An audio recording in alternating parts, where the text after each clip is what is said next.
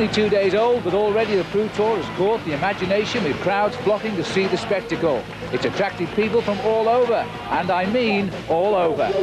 And the main attraction for them all is Chris Boardman, here racing home to win stage 1 while wearing the leader's red jersey.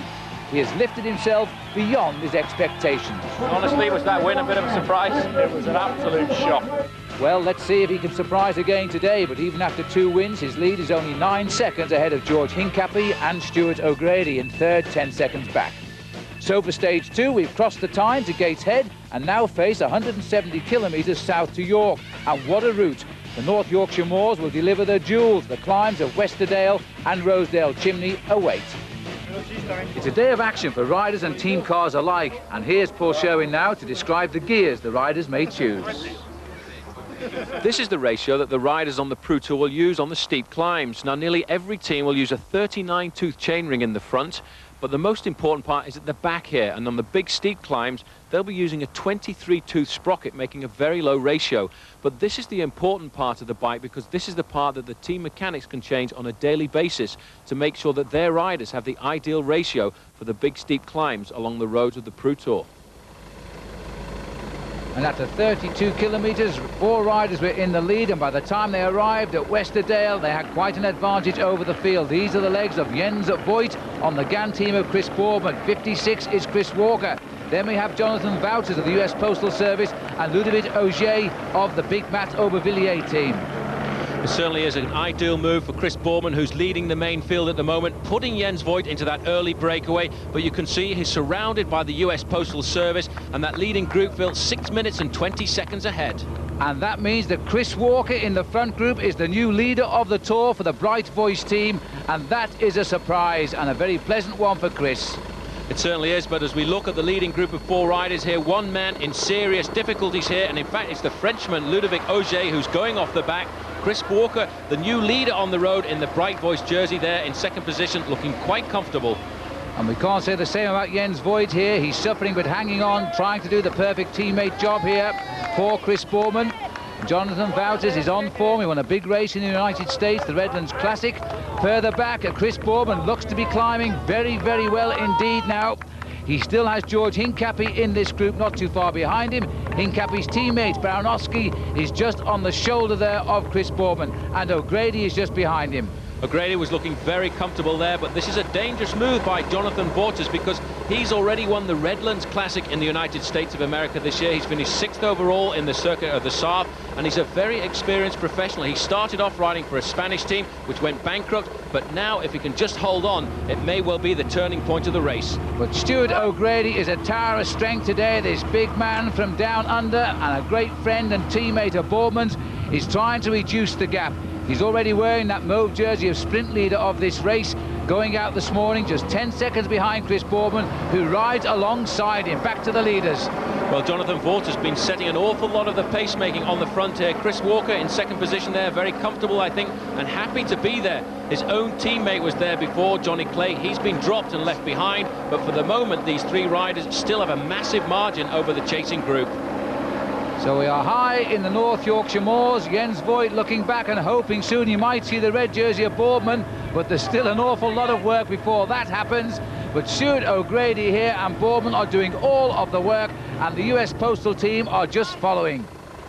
The leading group of riders, 3 men coming over the top there of that climb, the second climb of the day, Westerdale, and the Frenchman has been left behind. In fact, Wouters went over the top in first position there, and he's looking very comfortable. And right behind him is Chris Walker, a former winner of the Round Britain Milk Race, and very experienced indeed. He gets the 10 points. Voigt is third, and Ludovic Auger is fourth. They're the top 4 names, and they've still got the climb of Rosedale Chimney to come. In fact, Ludovic Auger has made an incredible comeback there. I thought that was the last we were going to see of him, but he's picked himself back up. He's recovered a little bit over the top of that climb, and he's pulled himself back up to the lead. 4 men back at the head of the race. And let's not forget, Paul, that Auger was in fact a teammate of Chris Boardman's last year. Now back to the chasing group. It's getting smaller and smaller here, and still driving it along is the big man from Australia, Stuart O'Grady, and Chris Boardman is simply getting better and better in this event. It certainly is. We're looking at a couple of the best track riders in the world today. They're riding over some of the toughest mountains that England has to offer. 5 minutes and 57 seconds. So the work being done by the leader of the points competition, Stuart O'Grady, is slowly pulling them back. Here we are now with the leaders on Rosedale Chimney while the others descend from the moors in the distance. And the 4 riders here, surprisingly, it looks as though Auger is finding this climb easier, but this is so hard. It certainly is. The crowd always come out to see the race here. This is a magnificent crowd of people who've come to see, but look, Phil, just how difficult it is. The man leading them up now in the white jersey, the Bright Boys team, is Chris Walker, but you can see the size of the gear. He's having a great amount of difficulty with it, just rolling it over. Well, many of these riders have seen the big climb for the Pyrenees and the Alps in the Tour de France, but I'll tell you what, they're never as steep as this climb here. Rosedale Chimney is an absolute brute, and just to prove a point here, look at these riders, Paul. They are zigzagging to try and keep up their momentum. Certainly, Phil, you can see by the way these riders are attacking this climb at the moment, they're very much overgeared. They're struggling to try and survive. Everything that they can do now is just to try and get up this mountain. Well, Chris Walker is doing it best. He's no stranger to this part of the area because he is a Yorkshireman, and he's showing a German, an American and a Frenchman right now the way up. But look at O'Grady. He said to himself, it's time to go. Well, in fact, Phil, he made a move like this in Liège-Bastogne-Liège, one of the major classics in the Ardennes earlier this season. Before the climb of Stocker, he took a little bit of an advantage because he doesn't like these short, steep climbs. And I think what he's tried to do is steal 5 or 10 seconds before he gets to the steep part of the course, just so he can survive over the top and maybe hope that Boardman will come up to him. Well, this isn't an official part of the climb, but it's tough enough, and he's used that as a springboard to break the field up. This is a look from the helicopter along Rosedale Chimney. Massive crowd enjoying the sunshine of a spring bank holiday, and Jens Voigt is now trying. They pull back Walker. Jonathan Vaughters is trying to go. Walker is going after him. They are making this hill look so easy, and it isn't. Well, it certainly isn't. The reason Voigt has gone there is because, in fact, he's a little bit worried about the fact that Chris Walker is the new leader on the road, and this may well be a slight problem for the GAN team. They sent Jens Voigt into the breakaway early this morning to try and take the sting out of the team of the US Postal Service, but their tactics have slightly backfired on them now, so now Voigt has to go out and try and leave Chris Walker behind. Well, 4 years ago, Jens Voigt was the best amateur rider in the world. He had such a tremendous season. He's now a professional. He's joined the GAN team. There's the result over the top of the chimney. Voigt, Vaughters, Auger, and that means that Jonathan Vaughters is the new leader now in the King of the Mountains competition. This man, though, is not thinking of any of that. He is thinking of closing the gap to those leaders. Stuart O'Grady is riding today like 10 men, and we have to say so too is Chris Boardman, Paul, because I think he's coming back. He certainly is. That's Boardman just at the head of the chasing group there in the red jersey, looking very comfortable. O'Grady made a sensible move here, just attacking at the bottom of the climb here of the Rosedale Chimney. He's opened up 10 seconds over the rest of the group, and now he can ride this climb at his own pace, not putting himself into danger, not putting himself into the red zone, but just making sure that he gets over it comfortably without any problem or mechanical incidents. Well, Boardman's pulling along another 10 riders there as that bunch of 19 or 20 men gets spread out on the steep section of the Rosedale Chimney. He is not actually chasing his own man, but I think the momentum is taking him closer to Stuart O'Grady. The best thing that could happen is that Boardman gets up there and doesn't get up there with more than 3 or 4 riders. You can see Boardman in the red jersey, very comfortable there. I think the Festina rider moving up alongside Boardman is going to be Neil Stevens, but there's still 1 or 2 jerseys there of the US Postal Service, and probably George Hincapie is trying to stay in there with Boardman. 4 leaders then are well over the top now of Rosedale Chimney. We're on the way off the moors at 66 kilometers an hour. That's about 43 miles an hour. Back to the climb, not quite 43 miles an hour here, as Stuart O'Grady grits his teeth and just hopes he can keep the pedals turning over. All he's trying to do now is to make sure he gets over the top of this climb before the group comes back to it. But the man making all the pressure at the front is Chris Boardman. Further down, Phil, Alan Iaconi was one of the riders in the early breakaway. Now he's been left behind. He's watched the leaders go by. He's watched Boardman go by. He's struggling now for Alan Iaconi. But here we have a great chase by the man in red, and O'Grady has looked over and seen the captain coming. He'll be pretty pleased about that, I think, because once they get to the top of this hill, there's a small climb left, and it's all onto the flat for the finish in York. This could be working out very well indeed for Chris Boardman. Certainly could be, but there's still 30 miles to go to the finish from the top of the Rosedale Chimney. But looking at the back of the field here, you can see just so many of these riders are suffering. This is what it's back like in the rear group on the road, and all of these riders can do is hope that they can survive and then try and get to the finish and make sure they don't get eliminated. But Phil, Chris Boardman looking very comfortable on the Rosedale Chimney. He's got enough in his mind to look around to see what damage he's doing behind him. With him there is Neil Stevens. The US Postal Service rider is Darius Baranowski, the man who started this morning in 5th place in the overall standings. And another little surge here by Chris Boardman. Neil Stevens just behind him there is being made a little speck in the distance by that acceleration. Boardman has sensed he can go up and join O'Grady here. Big effort required to do it because they're coming up towards the summit of the climb. O'Grady looks over his shoulder, visibly slows when he sees it's the red jersey of his team leader coming up. That's a sign of a great tactician. He knows he's done enough now to get over the top of the Rosedale Chimney, but further down, a lot of problems for Eric Boeswinkel. Well, they say Holland is flat, and certainly there's no hills like this, even in the Valkenburg region of Holland. But Boeswinkel is off and gratefully receiving the pushes of the crowd. Now back to O'Grady at the front. He knows now that Chris is coming, and these boys are strong today at the right time.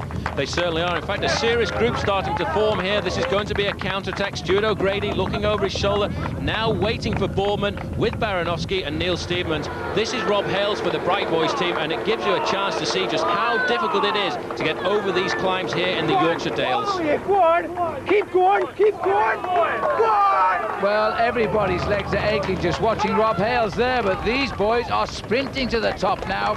They are still some distance behind the leaders, but it's O'Grady who goes over the top, followed by Chris Boardman, and being joined by US Postal rider. That's the gap, Paul. 5 minutes 10, and Chris Walker is still the leader of this race. He certainly is, but you can see one or two of these riders having quite a laugh trying to get themselves up the climb. Well, he's recognised some friends, I think. Get back on, we'll give you a push. I don't think I can get on. You can get on. It's too steep, I think. You're right, you're right. Hang on. I've always wanted to get on the street. All right, we go. Up, we'll go.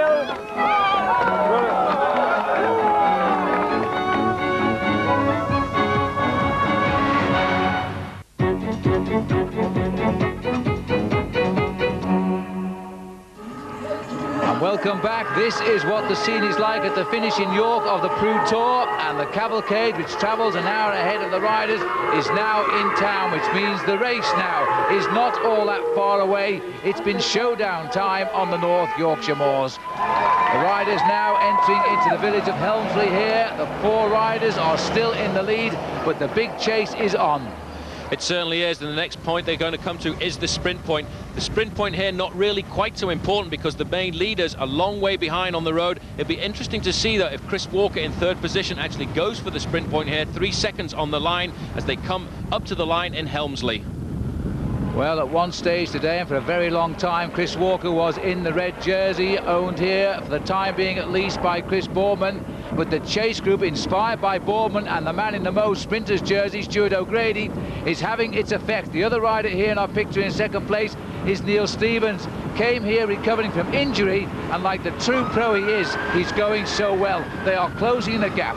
They certainly are. These are the 4 leaders at the moment. The man opening up the sprint for the line in Helmsley is going to be Jens Voigt. No challenge at all from the other riders. All they want to do is try and work together and make sure they can hold off the coming back of the riders behind. One man caught in between at the moment, Jonathan Clay, wearing number 51 from the Bright Boys team. Well, that is the 3rd sprint win of the day for Jens Voigt. So be it. He's been the passenger watching out for Chris Boardman's interest, nipping away and getting the points. So he leads the competition now, 15 points ahead of Stuart O'Grady. So the jersey will change shoulders within the GAN team. It goes from O'Grady across now to Voigt. And look at this, Paul. They have picked up John Clay, 51. So he has dropped back. John was dropped by the lead group out in the moors. He is now going back forward with the chase group led by O'Grady. This is an incredible train these 2 GAN riders are putting on for us here. The purple jersey on the front on number 2 there is Stuart O'Grady, but they really have pulled this group back, Phil. It was over 6 minutes, and now the front group has split into 2 groups of 2. And Ludovic Auger, who was dropped on the moors and rejoined as well, is pile driving the leadership there. Jens Voigt going along again is what we call a ticket collector, sitting there and offering no assistance. There's the 2 riders who are passing down the line now. Chris Walker and Jonathan Waters.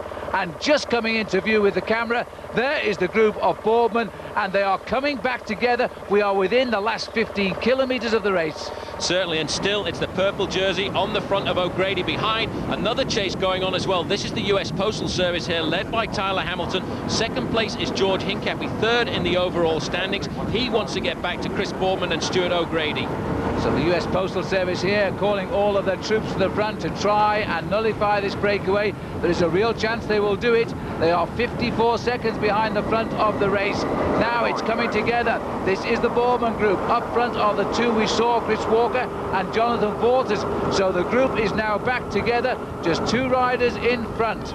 It's not going to be very long, Phil, before it all comes back together, because the speed those two men are piling on at the front is really driving this along like an express train. You can just see the other two riders who just clipped off the front there, just around the corner. So shortly it will all be back together as we head down to the Minster in York.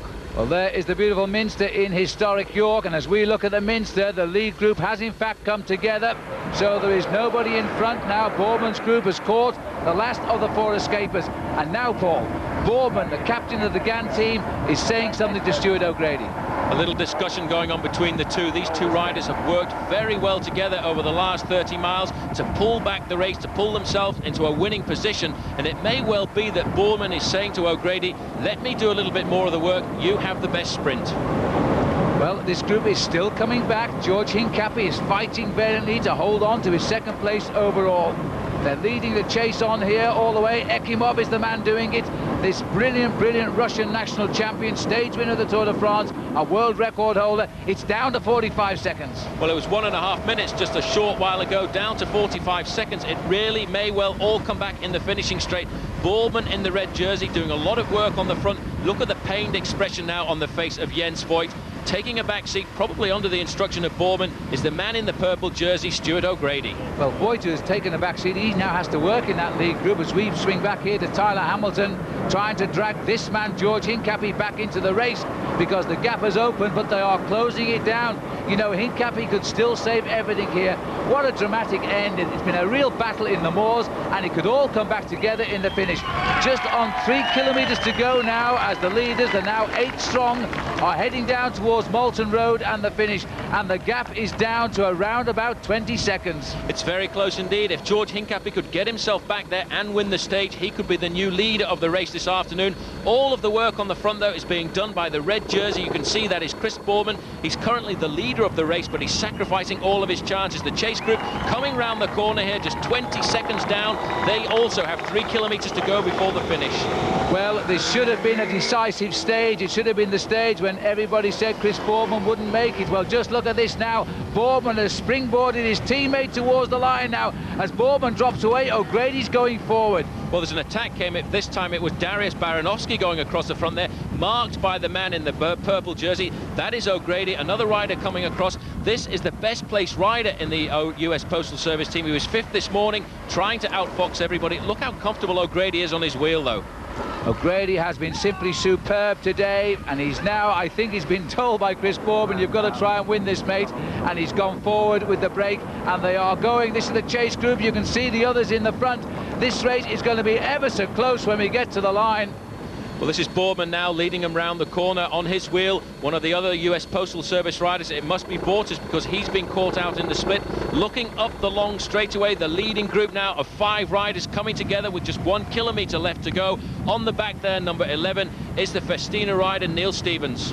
Well, we saw Neil Stevens yesterday as we came into Newcastle make an attack for the line, and he's done it again. It is a perfect move, and this again is how he won a stage of the Tour de France. Certainly, as he looks over his shoulder, there's no reaction come from the other 4. It could be the one for Steve-O this afternoon. Everybody loved this rider. The crowd at the finish line would like to see him win. He's such a popular rider.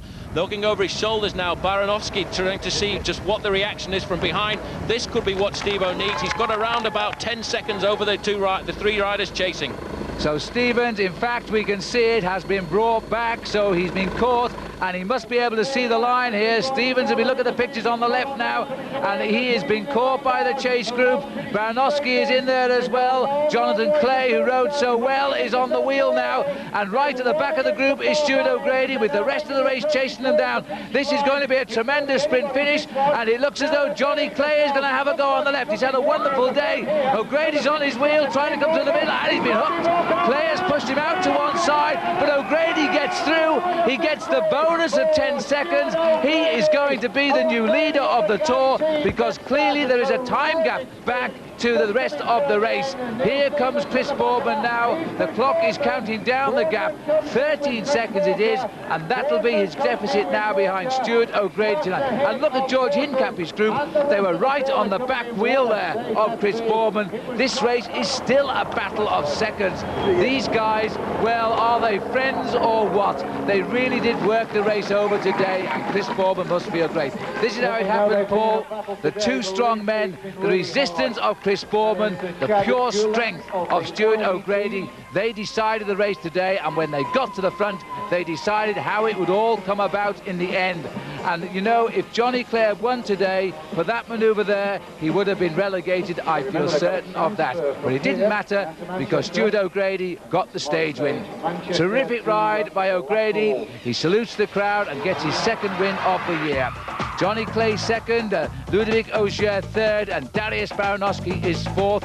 Chris Boardman came home in seventh. Jens Voigt was 26th. GAN played a great card today because they launched that early attack with Jens Voigt getting up there. Took a lot of pressure off you and Chris Boardman. Yeah, well, that was the plan. You know, we're here to just make try and make it as easy as we can for ourselves. And yeah, today it really worked out. You know, it came down really close to the finish there, and Chris decided with 15 kilometres to go that he was going to sacrifice his race for me. And you know, it took a lot of guts and you know, a lot of trust in myself. So I felt I really had to do something. You know, I had to win the stage for him. A lot of English supporters here for you. It must be great because you spend most of the season racing in Europe, and you come here and race in a country where we actually speak the same language. Yeah, it's pretty cool, you know. We can even watch the TV afterwards, so it makes a big difference, you know. And so far it's been an awesome tour, and you know, I think it's just going to get bigger and better.